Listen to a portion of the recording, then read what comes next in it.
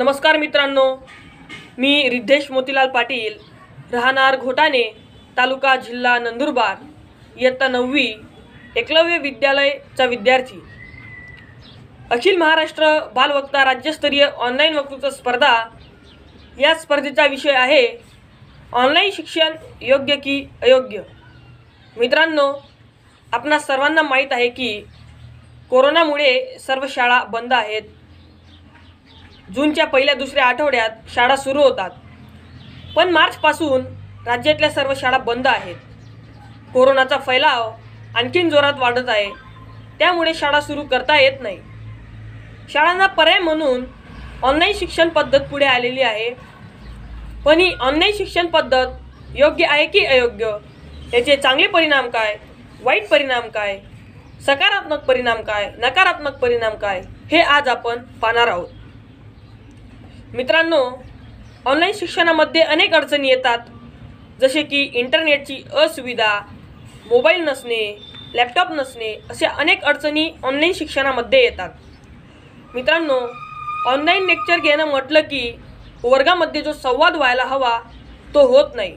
वर्गामध्ये आपण आपले भावना व्यक्त करू शकतो, आपले विचार मांडू शकतो, आपण आपले अडचणी सांगू शकतो, पण ऑनलाईन लेक्चरमध्ये आपण तसे करू शकत नाही।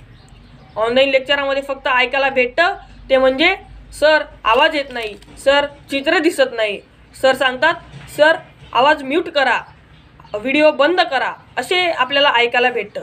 मित्रांनो, मी तर असं म्हणेल की ऑनलाईन लेक्चर न घेता तोच लेक्चर व्हिडिओच्या स्वरूपात शाळेच्या व्हॉट्सॲप ग्रुपवर पाठवला तर ते अत्यंत चांगले होईल, कारण मुलं तो व्हिडिओ अनेक वेळा पाहून समजू शकतात, आपल्या पालकांकडून समजू शकतात व इतरांकडून ते समजू शकतात। मित्रांनो, ऑनलाईन शिक्षणाला आता खूप जण विरोधही करत आहे। कोण म्हणतं की ऑनलाईन शिक्षण चुकीचे आहे, त्याचे दुष्परिणाम होतात। मित्रांनो, मी पण असंच म्हणेल, ऑनलाईन शिक्षणाचे खरंच दुष्परिणाम होत आहेत, जसे की मुलांना मोबाईलचे व्यसन लागणे, जास्त वेळ स्क्रीनसमोर बसल्याने डोळ्यांना ताण येणे, आणि सगळ्यात महत्त्वाचं म्हणजे त्यांची सकाळी उठण्याची सवय बंद होणे।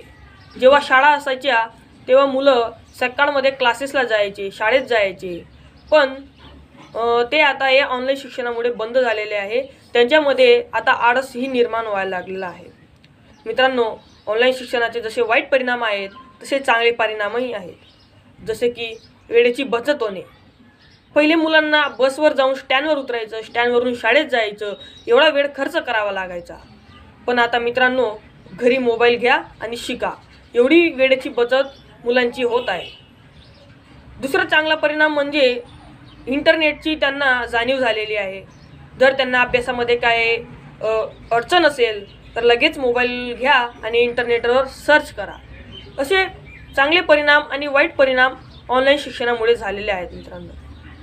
मित्रांनो, ग्रामीण भागाचा जर विचार केला आपण तर ग्रामीण भागांमध्ये मुलांकडे अँड्रॉइड मोबाईलसुद्धा उपलब्ध नाहीत। जर समजा त्यांच्याकडे अँड्रॉइड मोबाईल उपलब्ध असतील तर त्यांना इंटरनेटची असुविधा भासेल। मित्रांनो, तर विचार करा मित्रांनो की ग्रामीण भागातील मुलांकडे खरंच शिक्षण पोहोचत असेल का। मित्रांनो, ऑनलाईन शिक्षणाला आता खूप जण दांड्याही मारत आहे। जेव्हा ऑनलाईन लेक्चर चालू असतो तेव्हा काही जण विचित्रपणा करतात, तर काही जण ऑनलाईन लेक्चरला उपस्थित राहत नाही। मित्रांनो, जेवढी वर्गसंख्या आपल्या वर्गात असायची तेवढी वर्गसंख्या या ऑनलाईन लेक्चरमध्ये राहत नाही आहे। मित्रांनो, आता तुम्हाला प्रश्न पडला असेल की खरंच हे ऑनलाईन शिक्षण योग्य आहे की अयोग्य। तर मित्रांनो, मी तर असं म्हणेल की ऑनलाईन शिक्षण फक्त या कोरोना काळातच योग्य आहे। अशा अपवादात्मक परिस्थितीमध्येच ऑनलाईन शिक्षण योग्य आहे। मित्रांनो, कायम स्वरूपी ऑनलाईन शिक्षण हे कदापि योग्य नसेल। मित्रांनो, अशा अपवादात्मक परिस्थितीमध्येच ऑनलाईन शिक्षण योग्य आहे।